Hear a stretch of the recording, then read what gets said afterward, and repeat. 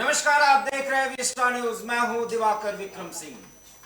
मकर संक्रांति के दिन नेपाल में जिस विमान हादसे के कारण 72 लोगों को अपनी जान गंवानी पड़ी, अब वो वापस तो नहीं आ सकते, लेकिन उन्हें श्रद्धांजलि दी जा सकती है।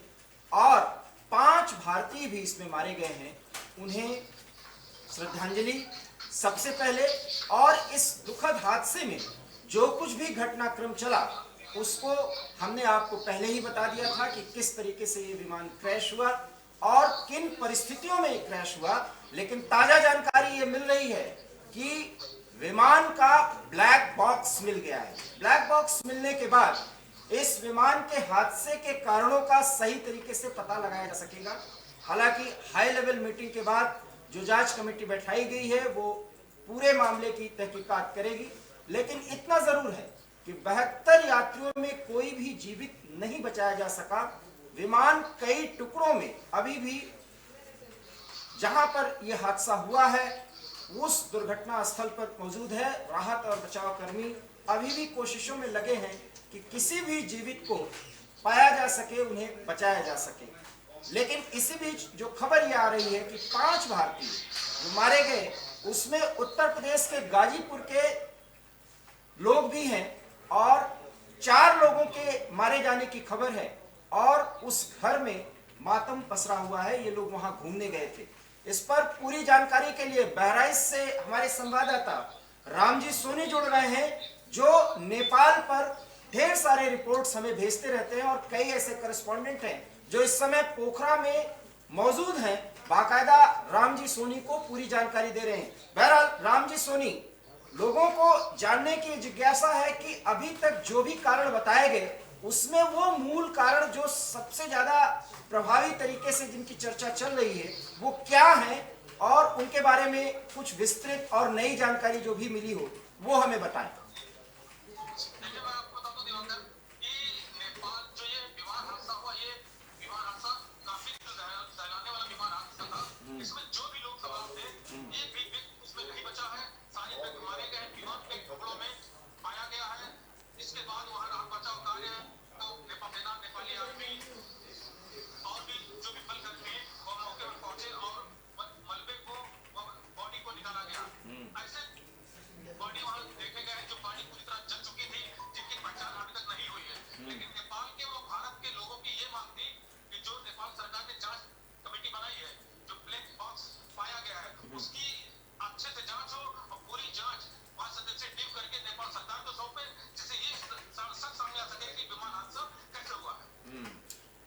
राम जी, एक बहुत महत्वपूर्ण बातें हैं कि अभी जिस विमान हादसे की चर्चा हो रही है और पोखरा एयरपोर्ट जिसकी चर्चा फिलहाल की जा रही है, उस पोखरा एयरपोर्ट का, इंटरनेशनल एयरपोर्ट की मैं चर्चा कर रहा हूं, उसको बनाने वाला चीन था। क्या कुछ ऐसे मौसम की खराबी या टेक्निकल खराबी या एयरपोर्ट में विजिबिलिटी की कोई समस्या आई हो, वो चर्चा में है? उस पर क्या कुछ नई बातें सामने आ रही हैं? वो काफी पुराने विमान है, 15 साल 20 साल पुराने विमान है। और विमानों की टेक्निकल खराबी क्या थी उसकी जांच हुई कि नहीं हुई है। और बताया जा रहा है कि जो यति एयरलाइंस का विमान नेपाल में चल रहा है, जो विमान हादसे का शिकार हुआ, वो विमान जो भारत में पहले विमान हुआ करता था, फ्रांस से नेपाल सरकार ने उसे लिया था विमान। अच्छा। तो इस विमान की दुर्घटना के बाद काफी लोग बैकअप में है नेपाल में, और लोगों की मांग है कि इसकी अच्छे से कुछ जांच हो और जांच टीम अच्छी रिपोर्ट बनाकर जो सच्चाई है नेपाल सरकार को सौंपे, जिससे सारी सच्चाई बाहर आ सके। बहरहाल हम आपसे पूरी जानकारी लें, इसके पहले ग्राफिक्स के जरिए हम आपको बताना चाहते हैं कि क्या कुछ विमान हादसे से लेकर के जुड़ी जानकारी है। हम ग्राफिक्स के जरिए आपको बताने की कोशिश करते हैं। ये आप देखिए, नेपाल में बड़े विमान हादसे जो हुए हैं 2016 में ये एयरलाइंस विमान क्रैश हुआ था, ये एक महत्वपूर्ण जानकारी है। और ये जो क्रैश हुआ था इसमें 23 लोगों की मौत हुई थी। ये बड़े विमान हादसों की चर्चा हम कर रहे हैं। मार्च 2018 में यूएस बांग्ला एयर का विमान त्रिभुवन अंतर्राष्ट्रीय हवाई अड्डे पर दुर्घटनाग्रस्त हुआ था। ये एक महत्वपूर्ण जानकारी हम आप तक पहुंचा रहे हैं। जो बड़े विमान हादसे हैं उसके बारे में हम आपको जानकारी दे रहे हैं।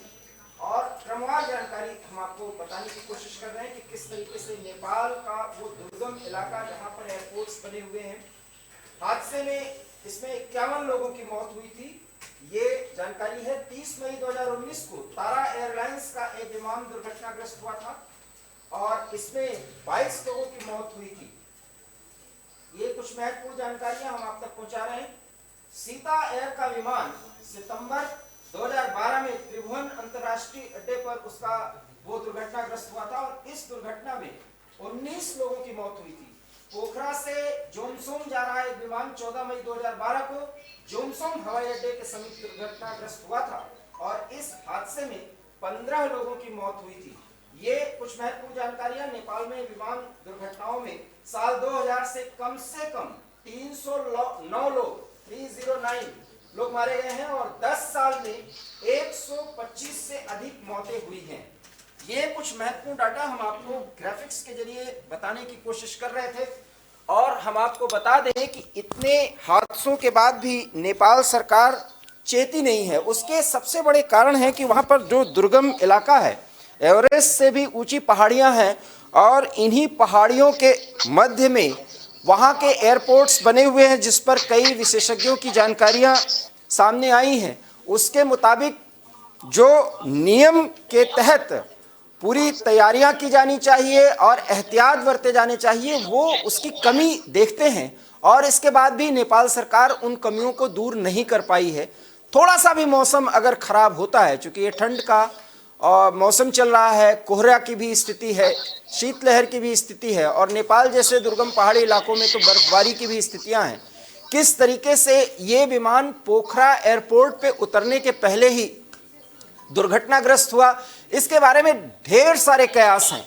उसके बारे में उन कयासों पर हम कोई टिप्पणी नहीं करना चाहते, लेकिन इतना ज़रूर है कि एयरपोर्ट की विजिबिलिटी कम थी। क्या ऐसी टेक्निकल बातें थी जो प्लेन उड़ाने वाला अर्थात विमान चालक नहीं समझ पाया, नहीं देख पाया?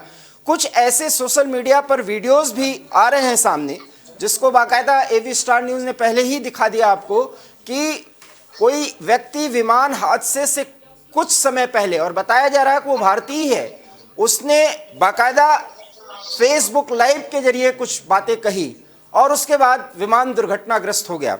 रामजी सोनी, एक बार फिर मैं आपसे बातचीत करना चाहता हूं। ये जो वीडियो वायरल हो रहा है, इसका सच क्या है, इसकी सच्चाई और इसके बारे में जो अब तक क्षण के बातें सामने आ रही हैं वो क्या है? देखिए, मैं आपको बता दूं, अपने दर्शकों को भी बताना चाहता हूं कि विमान जब काफी हाइट पर होता है तो नेटवर्किंग समस्या उसमें नहीं होती है, नेटवर्क नहीं मिलता। जब विमान लैंडिंग के समय होता है, अगर आपके पास डाटा है, नेटवर्क मिल रहा है, तो वो डाटा आप ऑन करेंगे, आप फेसबुक लाइव कर सकते हैं। तो उस भारतीय युवक ने यही किया। जब लैंडिंग का समय हो तो फ्लाइट काफी नीचे आ चुका था, इसके बाद उसने फेसबुक लाइव किया और लाइव करने के बाद वो वीडियो शूट किया। तो ये जो गाजीपुर के रहने वाले इन चारों लोगों के नाम आप बताएंगे? बिल्कुल, देखिए, इनके सारे नाम सार्वजनिक हो गए हैं और इनकी 100 की पहचान अभी तक नहीं हो पाई है और अभी भी वहाँ नेपाली सेना 100 को बाहर निकाल रही है।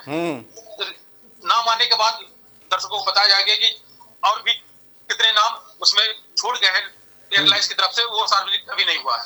भारतीय दूतावास ने कुछ हेल्पलाइन नंबर भी दिए हैं, वो भी जारी किए गए हैं। क्या उससे भी लोग संपर्क कर रहे हैं और अपने परिजनों के बारे में कोई जानकारी लेना चाह रहे हैं, ले पा रहे हैं?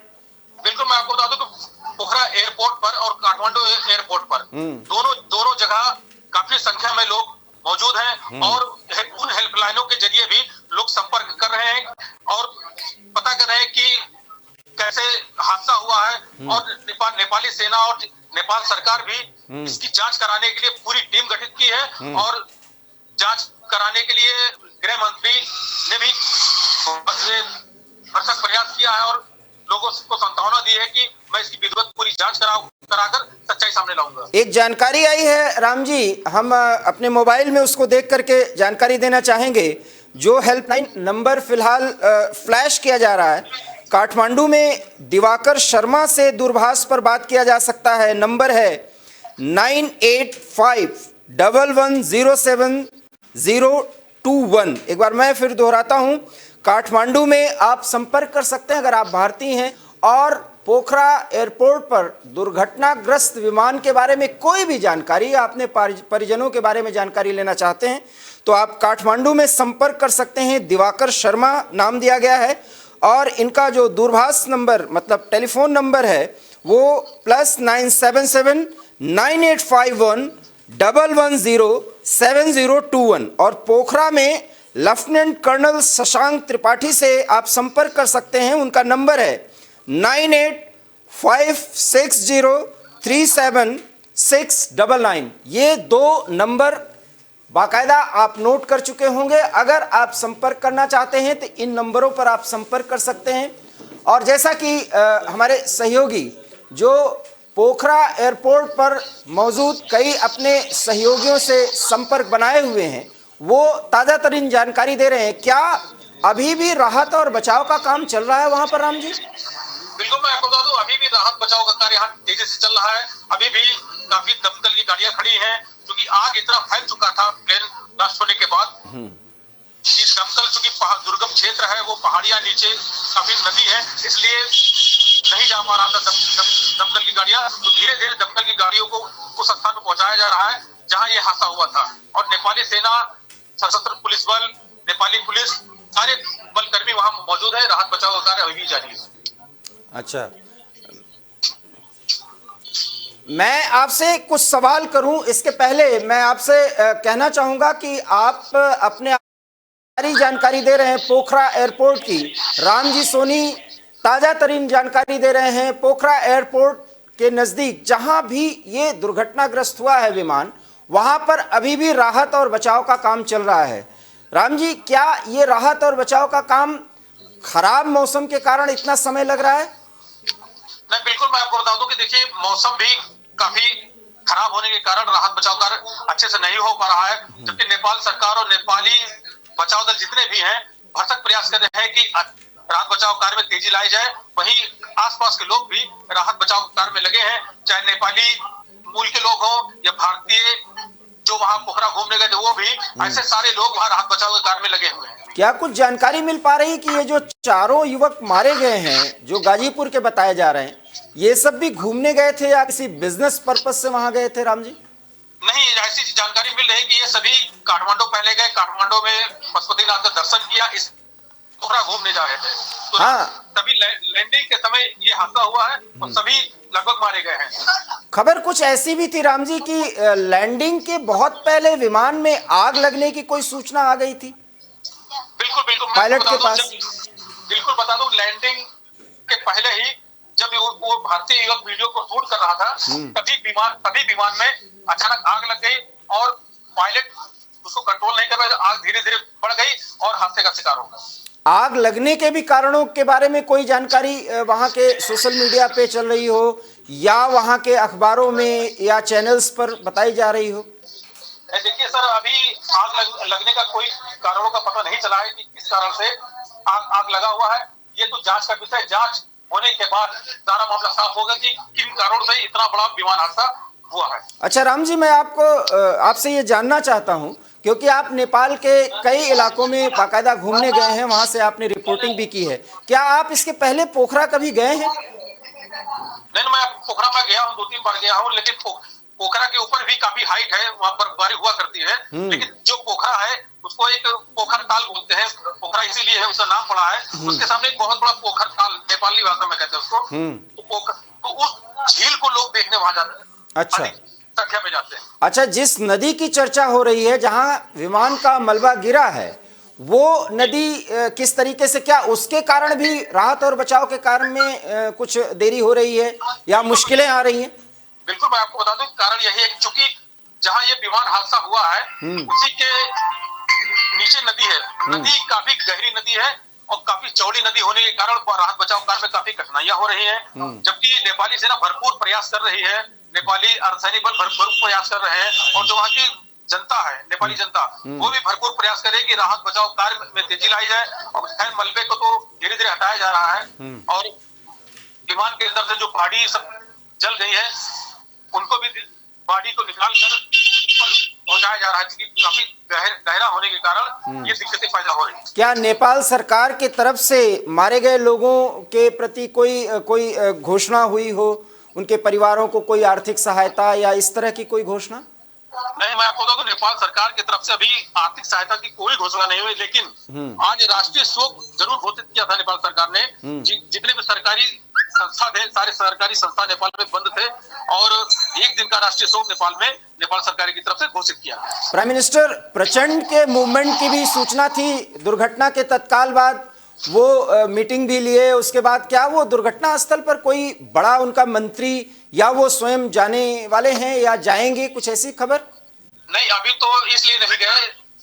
ये जो गृह मंत्री रवि लामी छाने हैं, उन्होंने साफ साफ नेपाली मीडिया से कहा कि अगर हम पॉलिटिक्स के लोग वहां जाएंगे तो जो जनता है वो हमारी तरफ आकर्षित होगी, तो राहत बचाव कार्य में काफी विलंब होगा। इसलिए वहां जाने का प्रोग्राम इन लोगों को कैंसिल कर दिया गया था।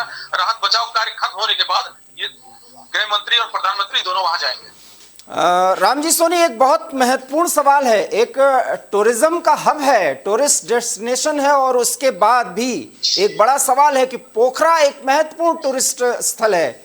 तो ऐसे में टूरिज्म के पॉइंट ऑफ व्यू से एक बड़ा झटका माना जाएगा, क्योंकि नेपाल में 10 सालों का डाटा, जैसा कि हमने एवी स्टार पर दिखाया भी, और कुछ 2 दशकों में जिस तरह से हादसे हुए हैं और जितने लोग मारे गए हैं, कारण यही बताया जा रहा है कि जो भी उनके एयरपोर्ट्स हैं वो दुर्गम स्थानों पर बने हैं, और आधुनिक जो मानक हैं, खास करके एयरपोर्ट की सुरक्षा को लेकर के, लैंडिंग को लेकर के, टेक ऑफ को लेकर के, उसमें ढेर सारी खामियां नजर आ रही हैं। क्या नेपाल सरकार के ऊपर कुछ दबाव बनेगा, जनता का दबाव, कि अब इसको फिर से एक बार देखा जाए, समझा जाए और उसी हिसाब से सब कुछ दुरुस्त किया जाए?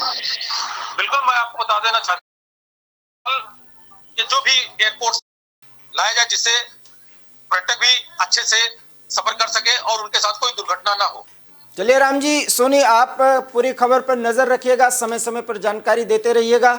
हम आपसे वो जानकारी लेकर के जनता तक पहुंचाएंगे, क्योंकि भारत के भी 5 लोग मारे गए हैं और वो भी उत्तर प्रदेश के गाजीपुर के 4 युवकों के मारे जाने की खबर है। और खबर ये भी है कि ठीक मौत से पहले, कुछ ही समय पहले, जब विमान का हादसा हुआ, उसके पहले फेसबुक लाइव भी गाजीपुर के युवक ने ही किया था। उसके बारे में भी आपने जानकारी दी है। वहां पर मातम पसरा हुआ है उस परिवार में, और ये स्वाभाविक भी है। उन्हें श्रद्धांजलि, और नेपाल में जितने भी लोग और कई देशों के नागरिक हैं वो मारे गए हैं, उनको श्रद्धांजलि। ये दुखद हादसा हुआ है, और आशा ही नहीं, पूर्ण विश्वास है कि नेपाल सरकार उन बातों पर गौर करेगी जिसके कारण इस तरीके से नेपाल में विमान हादसे हो रहे हैं। क्या कदम उठाए जाएंगे, एवी स्टार न्यूज़ आपको जरूर वो जानकारी देगा।